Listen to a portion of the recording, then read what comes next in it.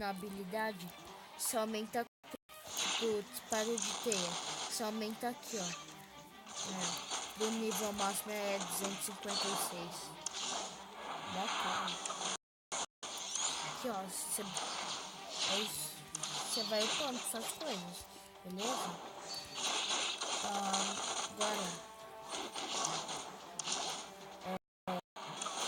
Agora eu vou mostrar como sobe as estrelas. O meu motoqueiro tem duas. Você vê aqui, ó. Aí aqui, subir de categoria. Você precisa ter 41 mil ouro. E você precisa ter 40 biometria do motoqueiro fantasma. Pra você pôr ele pra estrela nível 3. Agora eu vou mostrar um pouco da fenda dimensional.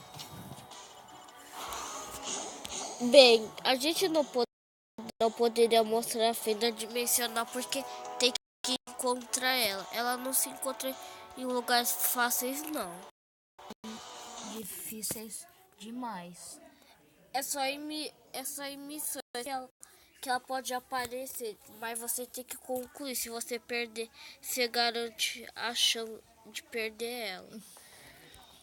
Então, é isso. Espero que vocês tenham gostado do vídeo. Se vocês já sabem, deixe seu like favorito, se inscrevam no canal se não for inscrito.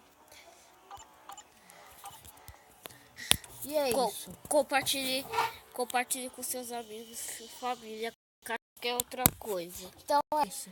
Valeu, falou e Fomos. fui. Finaliza o seu.